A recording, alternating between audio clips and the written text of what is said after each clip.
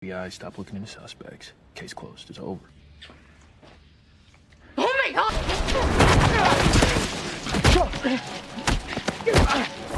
Sungguh di luar prediksi, ternyata dalang dibalik teror satu negara didalangi oleh wakil presiden sendiri. Kali ini saya akan melanjutkan alur cerita film Nick Agent Season 1 episode 5 sampai 7.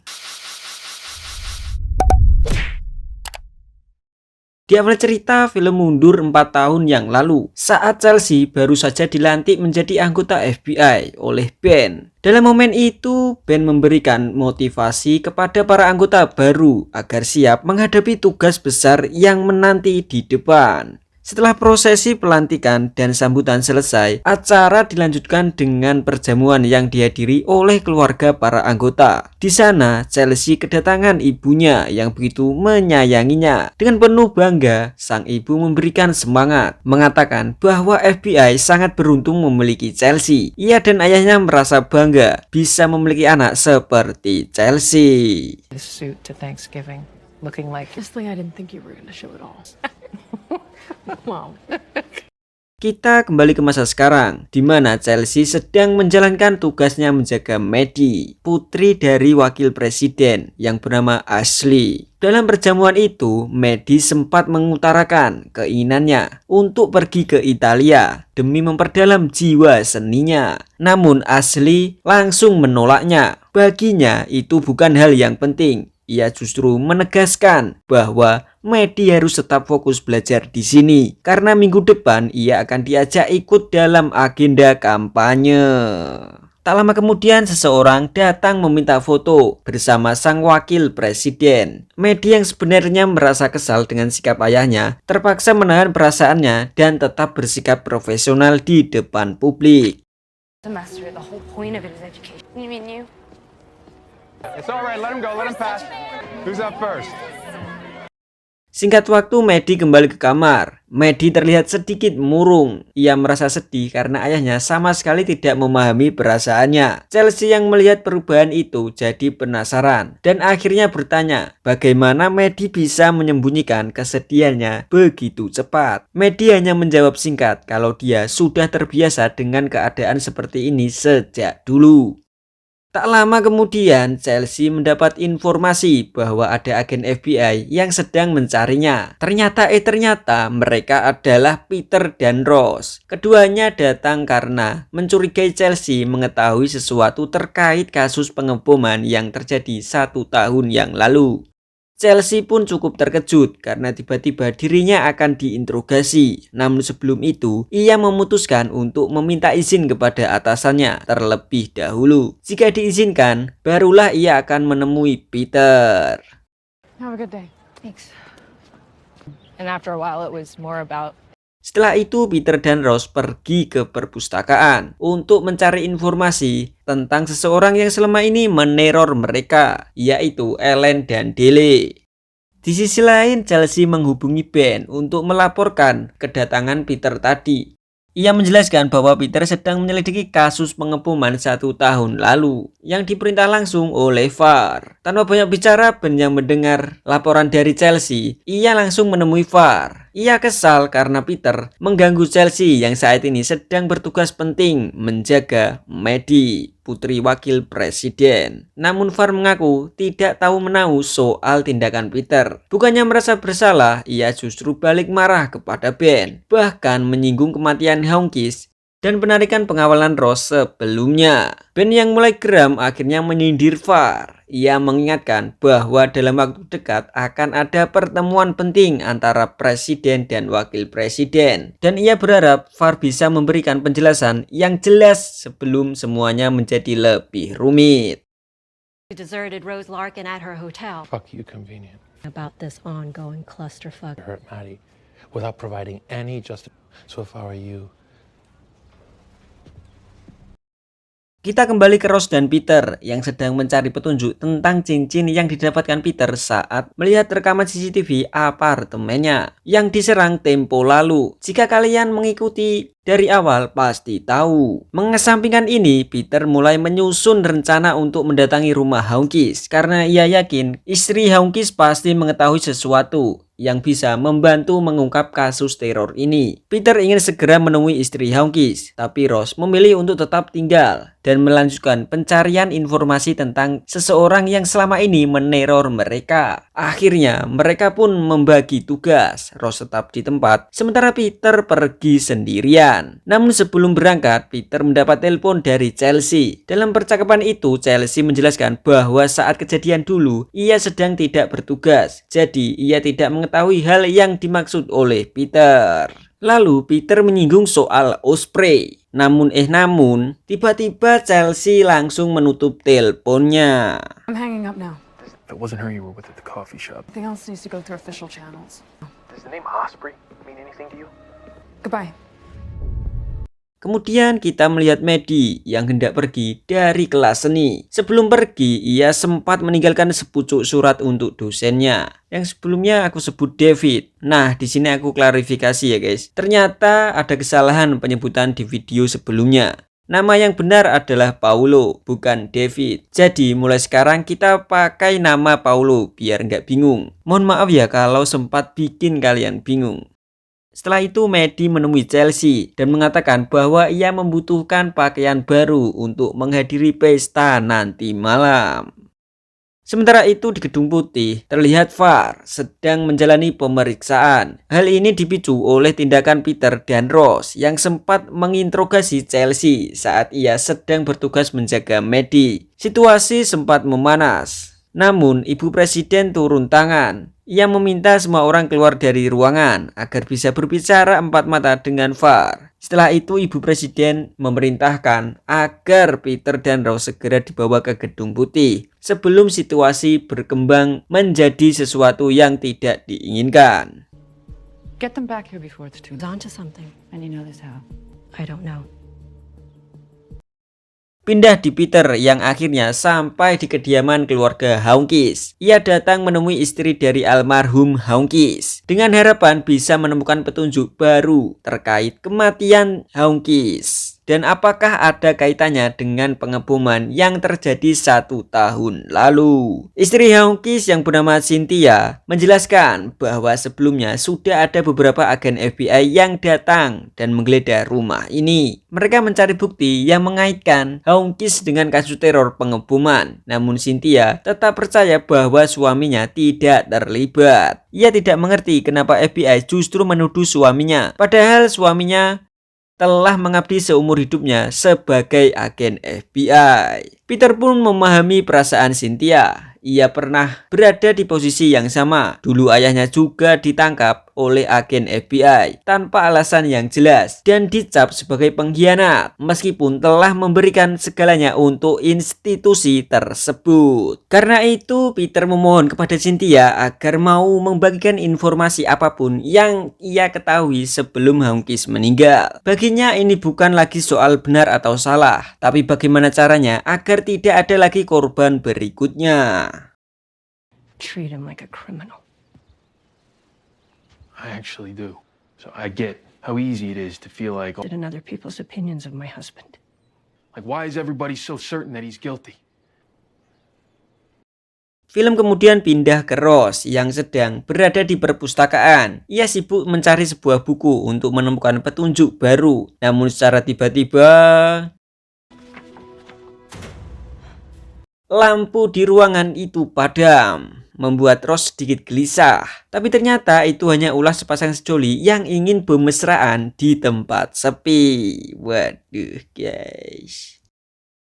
Kita kembali ke Peter dan Cynthia yang masih membahas tentang Hawkins. Cynthia penasaran kenapa Peter begitu keras kepala ingin mengungkap kasus ini. Peter pun mengaku bahwa ia hanya ingin menghentikan sesuatu yang bisa mengancam orang yang ia lindungi, sekaligus membongkar kekacauan besar di balik semua ini. Sementara itu, Rose akhirnya menemukan petunjuk penting tentang cincin yang ditemukan oleh Peter. Cincin tersebut adalah lambang dari keluarga Pevalik yang digunakan Dele. Namun yang mengejutkan, pemilik cincin ini diketahui telah tewas 2 tahun lalu. Kembali ke Peter, Cynthia mengungkapkan bahwa dalam kasus ini ada seseorang yang sengaja mengganggu jalannya penyelidikan FBI. Peter sempat menduga namanya Omar Zadar, namun Cynthia menepis kemungkinan itu. Ia lalu menyebutkan bahwa dalam catatan lama Hawkins terdapat daftar nama yang terduga kuat terlibat dalam kasus teror ini. Salah satunya adalah sebuah perusahaan yang bernama Tron Lanke Industry.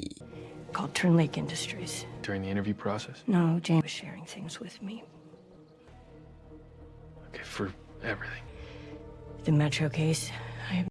Di sisi lain, sosok yang sebelumnya dikenal sebagai David yang bernama Paulo terlihat sedang bertemu dengan seseorang pria yang bernama Corlin. Dalam percakapan mereka mulai terungkap rencana jahat yang mereka susun, yaitu menculik Maddie. Waduh, bagaimana nih nasib Maddie kalau sampai benar-benar diculik? It feels wrong to manipulate her like. All the months of hard work. Lalu kita diperlihatkan Eric yang sedang menjalani tes urin untuk memastikan bahwa ia tidak lagi menggunakan obat-obatan terlarang. Hal ini penting karena saat ini Eric sedang bertugas menjaga Maddie. Setelah itu Eric menemui Ben dan ditanya apakah ia sudah cukup dekat dengan Chelsea. Eric menjawab kalau ia sudah mulai akrab. Ia juga menjelaskan bahwa Chelsea pernah memberinya saran kalau ingin menjaga anak muda seperti Maddie harus bisa mendekatinya layaknya teman sendiri agar tidak terasa kaku dan lebih mudah dipercaya. It's like the two of them are, listen, if you're worried about my work, What about you? it's not the way that I would go about the job, but no. Sementara itu, Chelsea dan Maddie sedang sibuk memilih pakaian untuk pesta nanti malam. Awalnya Maddie kebingungan, namun dengan bantuan Chelsea, akhirnya Maddie menemukan baju yang cocok untuknya. Bahkan, Chelsea juga meminjamkan kalung emas miliknya agar Maddie terlihat lebih anggun dan percaya diri. Di sisi lain, Peter yang baru saja sampai di perpustakaan segera menemui Rose. Ia menceritakan hasil pertemuannya dengan Cynthia bahwa Hawkins ternyata mengenal paman dan bibi Rose. Peter juga menyinggung soal keterlibatan Tron Lanke Industry yang disebut sebelumnya oleh Cynthia. Kemudian Rose juga membagikan temuannya. Ia berhasil mengidentifikasi bahwa cincin yang digunakan oleh peneror mereka adalah lambang dari keluarga Pevalik. Dan pemilik cincin itu sebelumnya diketahui telah dibunuh oleh seseorang, yaitu Dele dan Ellen. Rose juga menjelaskan bahwa pemilik cincin itu sebelumnya dulunya sempat mengkritik perusahaan Tron Lanke Industry di media. Dari sini Peter dan Rose mulai menyadari bahwa semua ini memang mengarah ke satu titik yang sama, yaitu Tron Lanke Industry. Tanpa membuang waktu, Peter dan Rose langsung mencoba menggali informasi yang lebih dalam. Ia kemudian menghubungi VAR dan melaporkan bahwa mereka menemukan indikasi kuat adanya keterlibatan sebuah organisasi besar di bidang keamanan, yaitu Tron Lanke Industry. Peter yakin semua kejadian ini tidak lepas dari perusahaan tersebut. VAR pun meminta Peter untuk segera kembali ke Gedung Putih dan melaporkan semua langsung kepada Ibu Presiden. Namun yang lebih mengejutkan lagi, perusahaan itu ternyata dimiliki oleh Samsul yang memiliki nama asli Gordon. Dan bukan cuma itu, Rose juga menemukan sebuah foto yang menunjukkan kedekatan antara Gordon alias Samsul dengan wakil presiden asli. Waduh, konspirasi besar ini guys. What is all this? It's the FEC. Holy shit, yeah, I'd say they know each other. Di sisi lain kita melihat Dele dan Ellen yang sedang berada di dalam mobil. Ellen mulai mengeluh, ia merindukan momen-momen kebersamaan mereka. Bahkan secara santai ia membahas hal-hal yang cukup sensitif. Tak berhenti di situ, Ellen juga mengungkapkan keinginannya untuk memiliki keluarga kecil bersama Dele. Ia bermimpi punya kehidupan yang normal. Namun Dele tetap realistis. Ia bersikeras untuk menyelesaikan misi mereka terlebih dahulu. Karena hanya dengan itu, ia percaya mereka bisa hidup tenang di masa depan. Setelah itu terlihat rombongan Chelsea yang bersiap menghadiri pesta sambil mengawal Maddie. Sebelum berangkat, Chelsea sempat mengingatkan Eric agar lebih berhati-hati saat bertugas. Ia menegaskan bahwa Eric tidak boleh lengah seperti kejadian sebelumnya di bar, di mana Maddie sempat mendapat serangan. Karena itu, Chelsea memutuskan untuk tidak melibatkan Eric dalam pengawalan kali ini. Ia pun langsung berangkat bersama Maddie menuju lokasi pesta. I'm just wondering how long you're gonna hold. You know why you've never seen someone like me leading a detail? I, of all people, do know that. How much do retail therapists make? Besides, never know when you'll need more tips on You're always taking care of me. I always... Singkat cerita, setibanya di pesta, Maddie sempat bertemu dengan teman-temannya. Tak lama kemudian, ia meminta izin ke toilet, ditemani oleh Chelsea.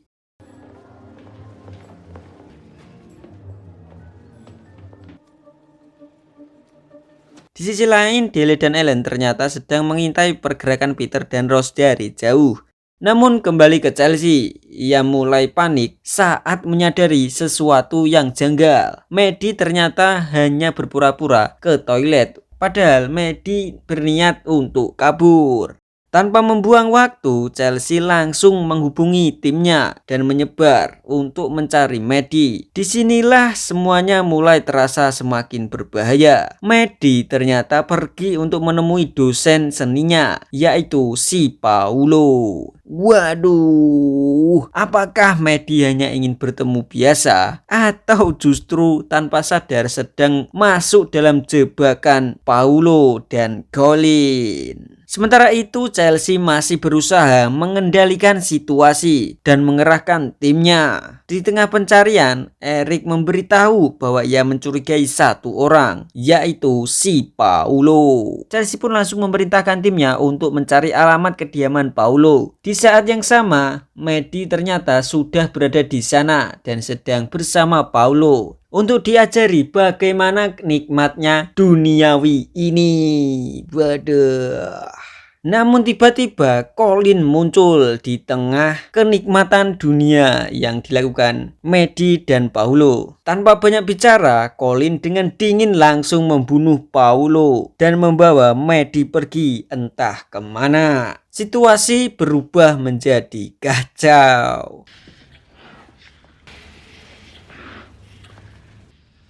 Oh my god! I need something else. Wait, why? For save the environment bullshit. What I need.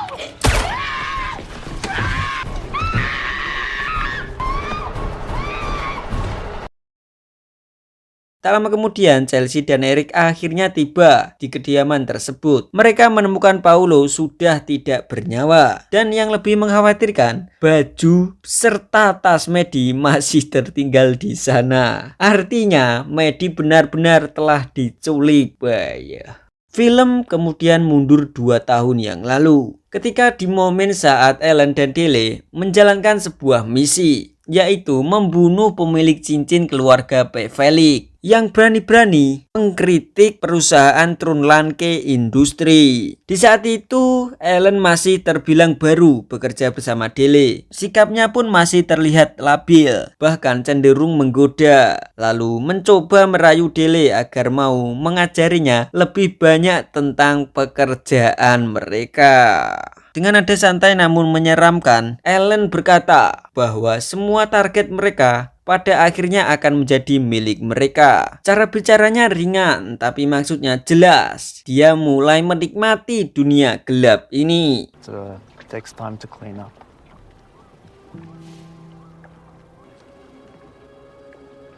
Him belongs to us.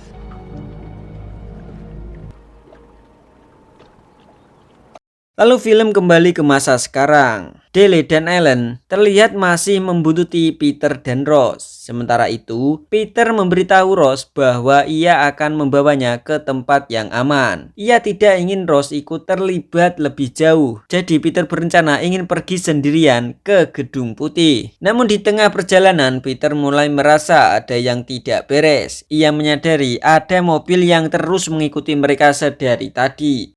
Tanpa ragu, Peter langsung tancap gas mencoba memastikan apakah mereka benar-benar sedang dibuntuti. Sementara itu, Dele dan Ellen terlihat santai. Mereka tidak terlalu khawatir kehilangan jejak karena diam-diam Dele sudah memasang GPS di mobil Peter. Sementara itu, di kediaman Paulo, suasana sudah dipenuhi oleh anggota FBI. Mereka mulai menyelidiki lokasi pembunuhan sekaligus mencari petunjuk tentang keberadaan Maddie yang telah diculik oleh Courtney.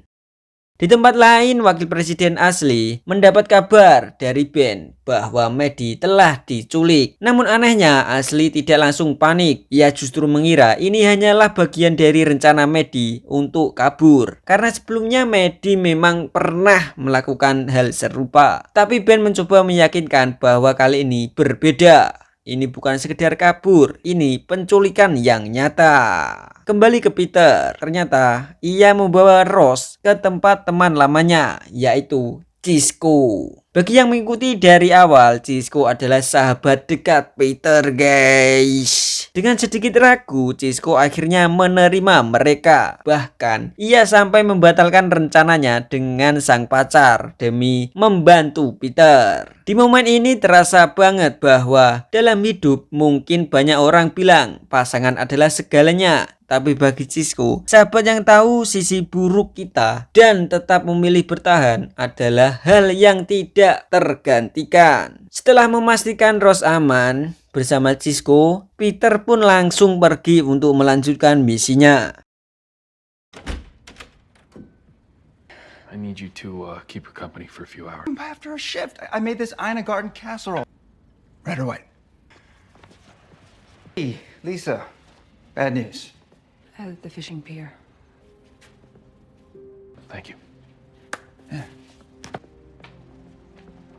Di sisi lain, Chelsea dan Eric masih terus mencari petunjuk. Mereka akhirnya sampai di ruangan seni milik Paulo. Saat menyelidiki ruangan itu, mereka menemukan sesuatu yang mengejutkan. Sebuah lukisan wajah Courtney, lengkap dengan detail tubuhnya, termasuk tato ular di bagian pinggang. Ini menjadi petunjuk penting. Namun di tengah penyelidikan, Chelsea mendapat panggilan dari Ben. Ben dengan tegas menyuruh Chelsea untuk mundur dari kasus ini karena ia dianggap telah mengacaukan situasi. Tugas tersebut kemudian dialihkan kepada Eric, tapi di luar dugaan, Eric justru membela Chelsea. Ia memilih tetap bekerja sama dengan Chelsea untuk menyelidiki kasus ini. Akhirnya Ben menyetujui dengan satu syarat, Eric yang akan memimpin kasus ini.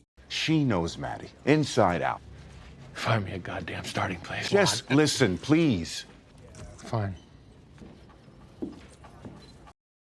Sekilas kita diperlihatkan Peter yang sudah sampai ke Gedung Putih dan melaporkan semua temuannya kepada VAR. Kemudian adegan pindah ke Ross yang sedang mengobrol santai dengan Cisco. Cisco bahkan sempat bercanda mengajak Ross untuk double date setelah semua masalah ini selesai. Namun Ross langsung menolak dengan santai. Ia menegaskan bahwa hubungan dirinya dengan Peter hanya sebatas perlindungan saja. Meski begitu, ia mengakui bahwa Peter adalah orang yang baik. Cisco pun mulai bercerita tentang masa lalu Peter.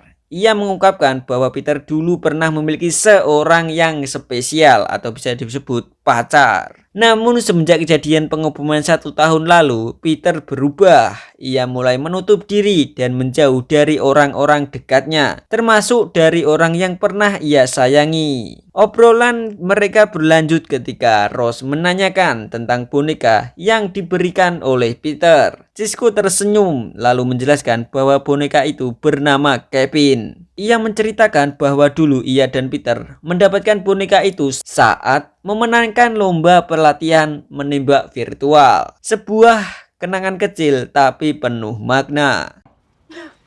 Yeah, my bad. That's probably right. Any other intel you need on our boy? And so we bet him that there's... I don't know what I... Kevin.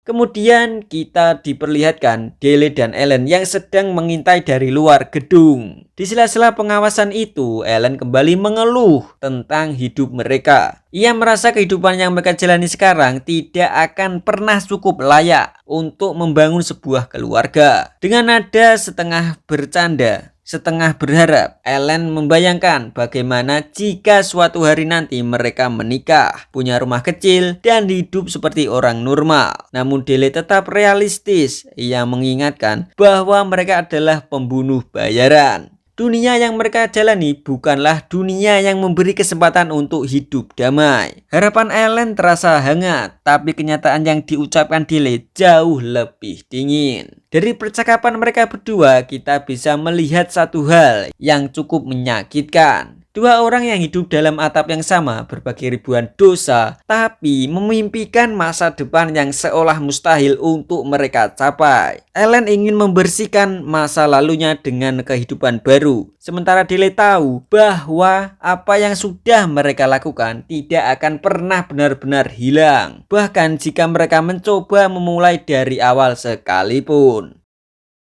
I'm sorry. Yeah, I messed up, piece. That's why I'm talking to you about it. I don't think so. Setelah itu cerita kembali ke Chelsea dan Eric yang masih terus mencari petunjuk tentang keberadaan Maddie. Di tengah pencarian mereka sempat berdebat. Tapi di balik itu, keduanya juga saling memberi masukan dan mulai bekerja lebih solid sebagai tim. Sampai akhirnya Chelsea teringat sesuatu. Ia mengingat bahwa Maddie pernah menyembunyikan sesuatu di basement. Tanpa membuang waktu, Chelsea langsung mengeceknya dan mulai mencari sesuatu yang bisa digunakan sebagai petunjuk. Dan ya, mereka menemukan sebuah petunjuk, sebuah brosur organisasi pecinta lingkungan yang ternyata diberikan oleh Paulo sebelumnya. Petunjuk kecil tapi cukup berarti. Chelsea dan Eric kemudian langsung mencoba menelusuri organisasi tersebut melalui media sosial. Dan dari situlah mereka menemukan sesuatu yang mencurigakan. Seseorang dengan tato ular yang sangat mirip dengan gambar yang mereka temukan di ruang kelas Paulo. Artinya mereka semakin dekat dan kemungkinan besar orang itu punya kaitan langsung dengan penculikan Maddie. That man Paulo is a leader of New Leaf DC. is to sit in at an oil pipeline work site last.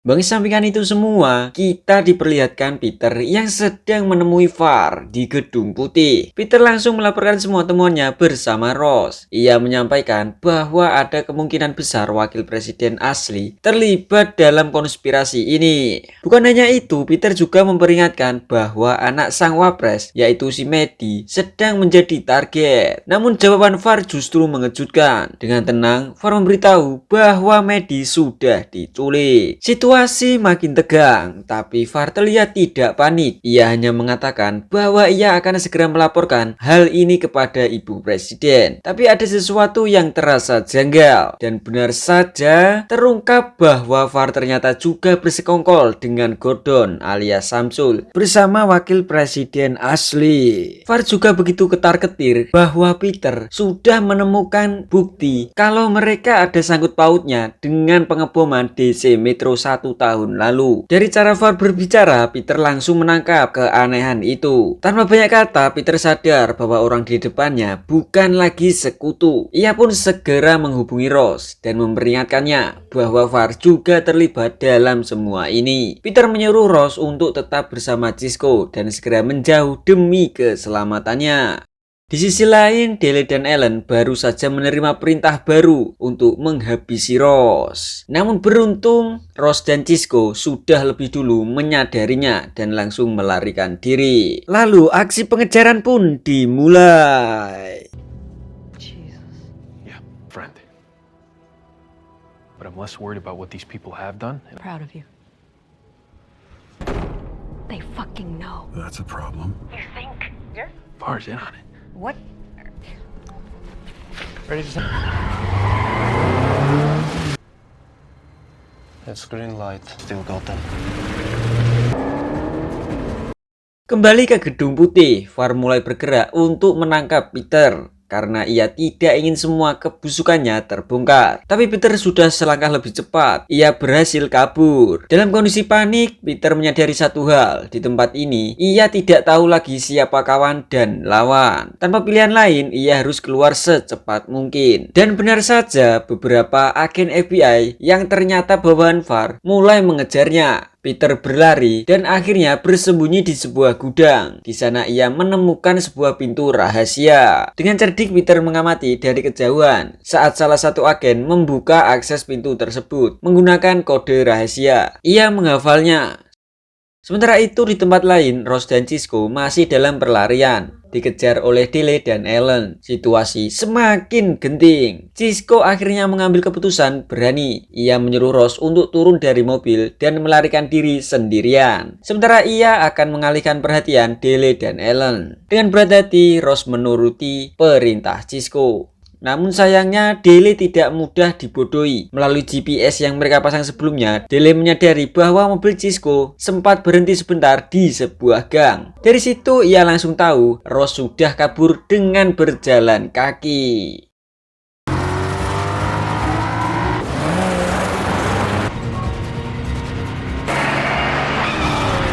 You jump out, run to Foundry Branch Park, get to the pier.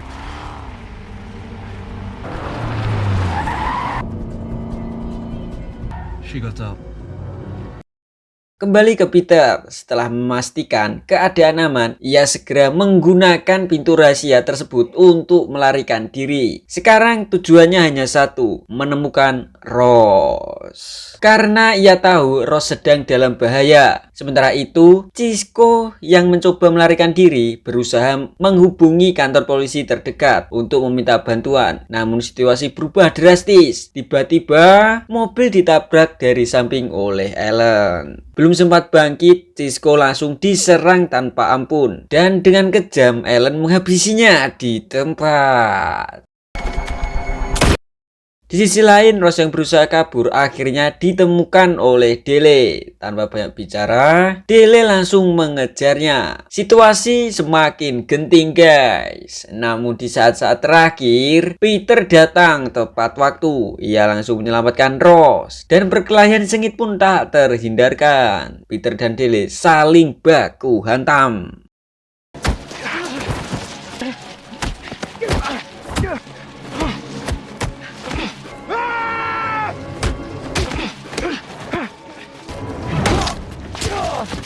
Namun Dele memiliki pistol membuat Peter agak kewalahan. Di tengah pertarungan itu, Ross tidak tinggal diam. Dengan cepat ia membantu Peter, bahkan memukul Dele menggunakan kayu hingga pria itu mulai kehilangan kendali.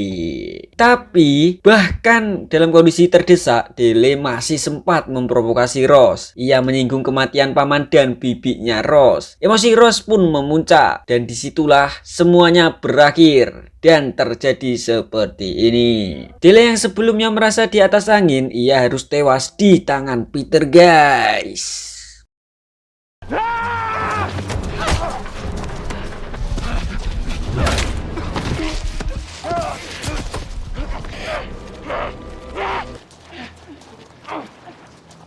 Pindah di Gedung Putih, situasi tak kalah panas. Wakil Presiden Ashley menemui VAR. VAR menjelaskan bahwa semua kebusukannya yang selama ini mereka sembunyikan sudah mulai terungkap oleh Peter dan Ross. Karena itu VAR mengusulkan satu rencana licik, menjadikan Peter dan Ross sebagai kambing hitam atas penculikan Maddie. Ashley pun diminta sama VAR untuk segera mengumumkan kepada publik bahwa Peter dan Ross adalah buronan internasional. Need a diversion.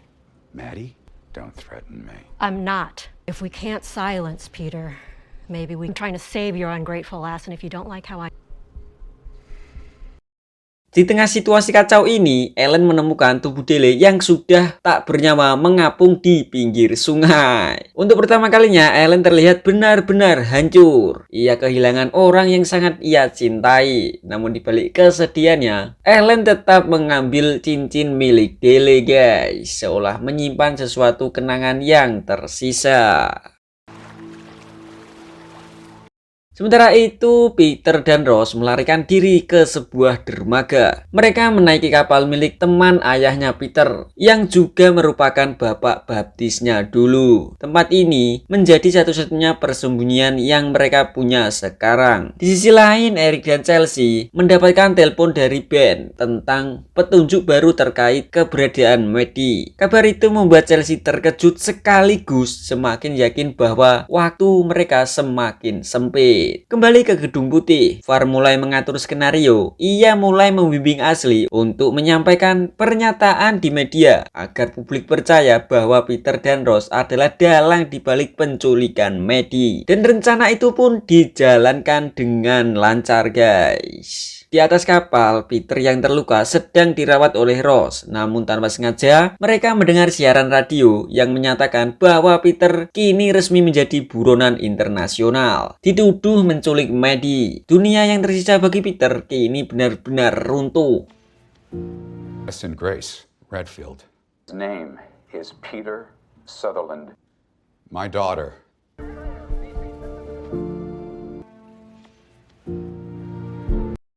Lalu film kemudian membawa kita mundur 14 tahun yang lalu saat Maddie masih kecil. Ia sedang bermain bersama adiknya yang bernama Sarah. Namun sejak kecil Maddie sering dimarahi oleh ayahnya karena sebagai kakak ia selalu diminta mengalah sama adiknya. Hingga saat beberapa jam kemudian tragedi itu pun terjadi. Sarah tenggelam di kolam renang dan meninggal dunia. Peristiwa itu membuat Ashley hancur. Singkat waktu setelah pemakaman, Maddie dengan polos mengatakan sesuatu yang menyakitkan. Ia pernah berharap Sarah pergi karena mengambil mainannya. Tapi di saat yang sama, ia juga berharap Sarah bisa kembali. Karena bagaimanapun, Sarah tetaplah adiknya. Hubungan saudara memang seperti dua kutub magnet, kadang saling bertolak belakang, tapi sebenarnya tidak bisa terpisahkan. Sarah will come back, Dad. To be watching her. I know. She'll go away forever.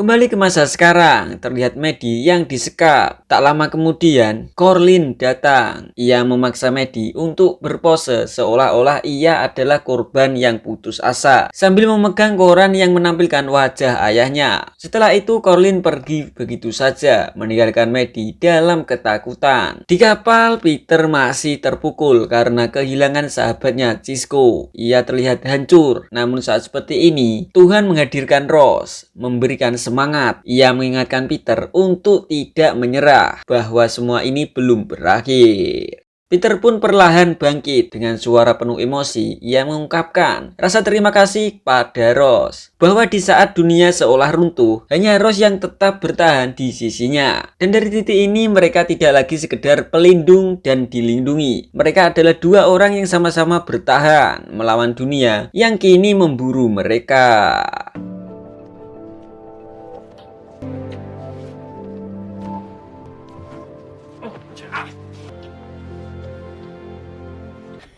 Yeah, boy. Pindah ke apartemen Peter yang dulu. Di sana sudah dipenuhi oleh agen FBI, termasuk Chelsea dan Eric yang ikut melakukan penyelidikan. Mereka menggeledah setiap sudut ruangan, mencoba menemukan petunjuk sekecil apapun, hingga akhirnya mereka menemukan sebuah catatan kecil. Di dalamnya hanya tertulis satu nama, yaitu Jim. Petunjuk sederhana tapi terasa penting. Tanpa membuang waktu, Chelsea langsung memerintah tim lain untuk menyelidiki siapa sebenarnya Jim ini. Di tengah situasi ini, Eric mulai mengungkapkan keraguannya. Ia merasa ada yang janggal. Menurutnya, tidak ada satupun bukti kuat yang menunjukkan bahwa Peter adalah penculik Maddie. Semua terasa seperti dipaksakan. Chelsea pun sepakat. Ia juga mulai yakin bahwa Peter bukan pelakunya. Kemudian Eric mengajak Chelsea untuk mencari petunjuk lain, yaitu menelusuri brosur organisasi pencinta alam yang sebelumnya ditemukan di kamar Maddie. Warmly, Jim. We're looking for a sender with the name Jim or James. It doesn't make sense to me either. Sedangkan di Gedung Putih, Far baru saja menyelesaikan rapat penting. Namun tak lama, ia dihampiri oleh Ibu Presiden yang bernama Michael. Dengan nada tenang, Michael menanyakan perkembangan kasus penculikan Maddie. Awalnya percakapan berlangsung normal, namun tiba-tiba Far merespon dengan nada emosional dan defensif. Sikapnya yang tidak wajar itu langsung memicu kecurigaan Michael. Dengan tegas, Michael memperingatkan bahwa jika situasi ini terus memburuk dan menciptakan kegaduhan besar, maka Far harus siap diberhentikan dari jabatannya. Badah. Singkat waktu, terlihat Chelsea dan Eric sudah tiba di kantor organisasi pencinta alam tersebut. Mereka disambut oleh seorang petugas yang bernama Dylan. Tanpa basa-basi, Chelsea langsung menunjukkan foto Paulo. Dylan mengaku bahwa Paulo memang pernah berencana membawa Maddie untuk bergabung dengan organisasi ini agar namanya semakin terkenal. Namun ia menegaskan bahwa dirinya tidak tahu menahu soal penculikan Maddie. Kemudian Eric menunjukkan foto Peter. Dylan menggelengkan, ia tidak mengenal Peter. Namun saat foto Courtney ditunjukkan, Dylan langsung mengenalinya. Ia mengatakan bahwa Courtney sempat berhubungan dengan Paulo sekitar 3 minggu yang lalu. Tapi sejak itu, ia tidak tahu lagi keberadaan Courtney. Yang menarik, Courtney ternyata menggunakan nama samaran guys, yang bernama Matteo. Petunjuk baru pun terbuka. I mean, it wasn't like a message, and he was going to try to convince her. No, but he never responded to me. About him. That's Mateo. Mateo. Di sisi lain, Peter dan Lois sedang menonton berita dari media sosial yang semakin memburu. Sambil berbincang-bincang, Peter akhirnya membuka cerita tentang masa lalunya. Ia menceritakan tentang ayahnya. Dulu ayahnya anggota FBI yang berusaha mengungkap kebocoran data di FBI. Namun ironisnya, justru ayah Peter yang dituduh sebagai pelaku, difitnah dan dijadikan kambing hitam. Akibatnya ayah Peter ditangkap dan dipenjara. Dan yang lebih tragis, sebelum sempat menjalani persidangan, ayahnya Peter meninggal dunia secara misterius, tanpa kejelasan, tanpa keadilan. Dari situlah tekad Peter terbentuk. Ia ingin membersihkan nama ayahnya, mengungkap kebenaran, dan menghancurkan siapapun yang berada di balik semua kebohongan ini. We have a moral responsibility to find this. What was he accused of? Wanted to be closer to my dad. Did they find any evidence? My dad, he was... Yeah, maybe.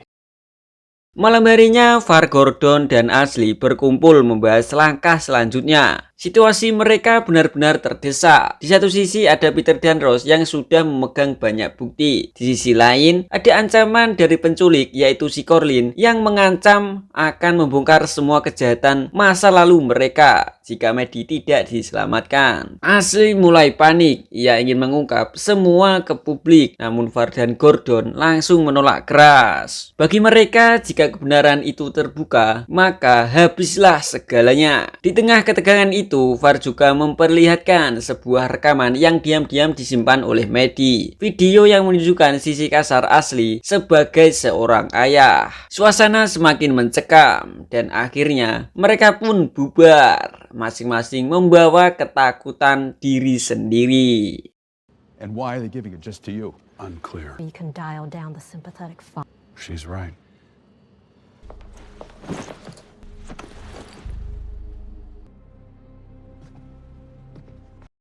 Pindah di Maddie, ia terlihat histeris di dalam ruangan penyekapan. Sampai tanpa sengaja ia menendang tembok dan membuat sebuah lubang kecil. Namun sebelum sempat berbuat lebih jauh, ia mendengar seseorang datang dengan cepat. Ia menutupinya menggunakan ranjangnya. Dan ternyata itu adalah Courtney. Ia datang hanya untuk memberikan makanan. Di situ, Maddie mulai bertanya, kenapa Courtney membunuh Paulo. Courtney menjawab dengan dingin dingin bahwa semua ini memang berawal dari ide Paulo dan ia hanya memanfaatkan keadaan. Sebenarnya Paulo tidak berniat menculik Maddie. Ia hanya ingin memanfaatkan Maddie untuk menaikkan popularitas organisasi pecinta alam. Namun Corlin melihat peluang yang lebih besar dan mengambil alih semuanya. Di momen itu Maddie mencoba mengajak Corlin bekerja sama. Ia ingin menghancurkan ayahnya sendiri guys. Namun Corlin tidak percaya. Ia menganggap itu hanya akal-akalan Maddie. Bahkan kebencian Maddie terhadap ayahnya nyata. Ia bahkan mengaku memiliki bukti video kekerasan yang dilakukan ayahnya yang ia sembunyikan di rumah lamanya. Namun tanpa Maddie sadari, bukti itu sudah lebih dulu jatuh ke tangan Gordon.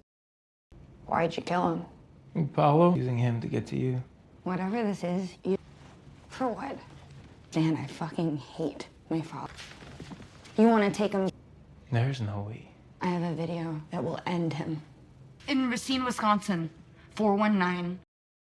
Sementara itu Ashley diam-diam menonton video tersebut. Ia melihat sendiri bagaimana dirinya dulu bersikap kasar terhadap anaknya. Dan untuk pertama kalinya ia benar-benar hancur guys. Penyesalan mulai muncul. Ia ingin memperbaiki semua. Pindah di Gordon yang sedang santai sambil berenang. Namun tiba-tiba Ellen muncul. Dengan penuh emosi, ia mencoba membunuh Gordon sebagai balas dendam atas kematian Dele. Namun Gordon tidak kehabisan akal. Ia menawarkan kesepakatan kepada Ellen. Ellen disuruh mencari Maddie. Dan sebagai gantinya, Gordon akan menemukan Peter yang membunuh Dele. Kesepakatan yang berbahaya tapi sulit ditolak. You're gonna tell me where Peter's... He's dead. No. Okay, look. Sedangkan Peter dan Rose mereka kembali ke kota untuk mencari informasi lebih dalam. Bahkan mereka sampai mencuri mobil demi memperlancar pergerakan. Rose kemudian menuju pengadilan di distrik Corn of Myra untuk mencari data tentang Corlin yang sebelumnya tercatat sebagai tersangka pengeboman 1 tahun lalu. Namun ada kejanggalan nih guys. Dalam data tersebut, Corlin dinyatakan sudah meninggal. Dan kematiannya sangat mencurigakan. Awalnya, Rose tidak diizinkan mengakses data tersebut. Tapi dengan tekad yang sedikit membujuk rayu, akhirnya seorang petugas bersedia memberikan salinan data yang dibutuhkan Rose. Kita sedikit dikasih lihat tentang Peter yang lagi mengalami sedikit kendala karena ada warga sipil tahu bahwa Peter menjadi buronan internasional. Peter yang panik segera melarikan diri. Singkat waktu, Rose kembali menemui Peter. Akan tetapi, Peter tidak terlihat. Dan benar saja, Rose hampir diserang oleh warga yang mengenali Peter tadi sebagai buronan guys. Beruntung, Peter datang tepat waktu dan menyelamatkannya, walaupun sedikit barbar.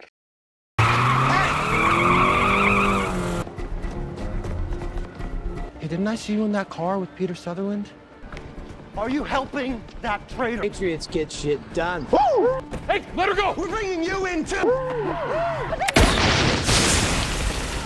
Di sisi lain, Eric dan Chelsea menemui Jim, ayah baptis Peter dulu. Mereka mencoba mencari kebenaran tentang Peter. Namun Jim mengaku tidak tahu karena hubungan mereka sudah lama renggang guys. Chelsea kemudian menunjukkan sebuah video tentang Peter saat menembak untuk menyelamatkan Rose. Dari situ Jim mulai mengingat masa lalu mereka. Ia mengatakan dulu mereka sering pergi ke rumah lamanya untuk berkemah dan sering memancing menggunakan kapal di pinggir dermaga. Petunjuk baru pun didapatkan. Kembali ke Peter dan Rose. Mereka mulai membaca data yang berhasil didapatkan tadi. Dan disitulah kebenaran mulai terkuak. Corlin memang terlibat dalam pengeboman 1 tahun lalu. Namun kematiannya ternyata direkayasa. Yang lebih mengejutkan lagi, barang-barang pribadi Corlin diambil oleh perusahaan Alontin Manufacturing. Dan perusahaan itu adalah anak perusahaan dari Trunlanke Industri. Semua benang merah mulai terhubung. Tak lama mereka juga menemukan sebuah petunjuk lain. Sebuah berkas yang harus mereka ambil dari sebuah lokasi tertentu. Namun sebelum sempat bergerak lebih lanjut, di dermaga Eric dan Chelsea akhirnya tiba. Mereka langsung menyisir area tersebut. Dan di saat itulah mereka menemukan Peter dan Rose yang mau pergi. Tanpa ragu mereka langsung bergerak untuk menangkap keduanya.